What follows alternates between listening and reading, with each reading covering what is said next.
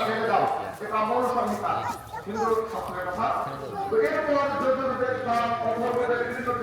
হ্যাঁ চল এই নেই ঢুকি একবার মধ্যে যাম চল হিন্দু সমাজের যদি কেউ হিন্দু শাস্ত্র যদি পড়ে তার চোখে উঠে ফেলে দাও সুখন কমিটিতে আসাও নাকি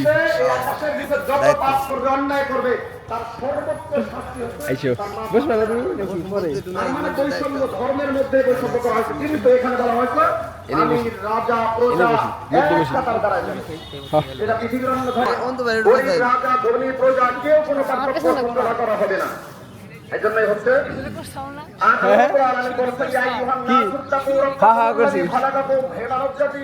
আমি তোমাদেরকে এক মানুষ থেকে তোমাদেরকে প্রবর্তন করেছে একজন ব্যক্তি তিনি আদম আলাইহিস সালাম। এজন্য তোমরা পৃথিবীতে ভাই ভাই হয়ে থাকবা, কারোর সাথে কেউ অন্যায় করবা না, জুলুম করবা না, অত্যাচার করবা না। তোমরা হচ্ছে কি করবা, ভাইয়ের মতো এক জাতির এক পিতার সন্তান তোমরা। আমি তোমাদেরকে বিভিন্ন গোত্রে বিভিন্ন জাতিতে বিভিন্ন বর্ণে বিভক্ত করেছি কিন্তু তোমরা একই পিতার সন্তান। এজন্য হচ্ছে যেটা আমরা একমাত্র ইসলাম ধর্মের আমাদের নবী করিম সাল্লাল্লাহু আলাইহি সাল্লামের জীবনের মধ্যে আমরা অন্য কোনো ধর্ম, অন্য কোনো শাস্ত্র, অন্য কোনো জীবন দর্শনের মধ্যে এটা নাই। এজন্য হচ্ছে তাহলে আমরা তো তিনি প্রতিষ্ঠানের জন্য স্বপ্রণোদিত হয়ে 15,000 টাকা দান করেছেন। আল্লাহ যেন তার এই দানকে কবুল করেন এবং তিনি তার বাবার রুহের মাগফিরাতের জন্য মূলত এটা দান করেছেন। তো এখানে হচ্ছে যে দানটা আমরা করবো, এক মিনিট সময় নেব, বিরক্ত হবেন না। আমরা অনেকে দান করে নির্দিষ্ট ফিক্স করে দিয়েছি কবরস্থানে দেবো, এটা সমস্যা হয়েছে। কবরস্থানে আমাদের বার্ষিক কাজ 7 থেকে 10,000 টাকা বার্ষিক কাজ, কোন টাকা যদি হয় 50,000 জমা, ওটা খরচ করার দেখতে আর আমাদের নাই, কারণ কি আপনি নির্দিষ্ট খাতে দান করেছেন। শুধু আমাদেরকে আপনাদের অথরিটি পাওয়ার দিলেন যে যেই কাজে কল্যাণমূলক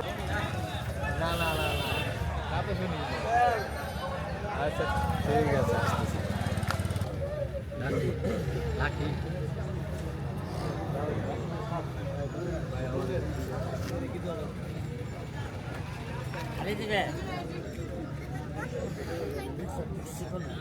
না না রে ওটাই নিয়ে যাই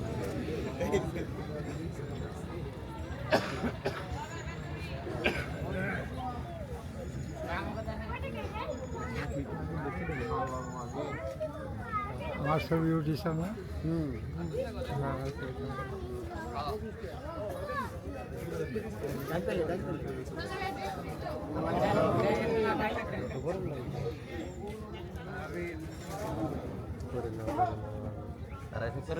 গরম লাগে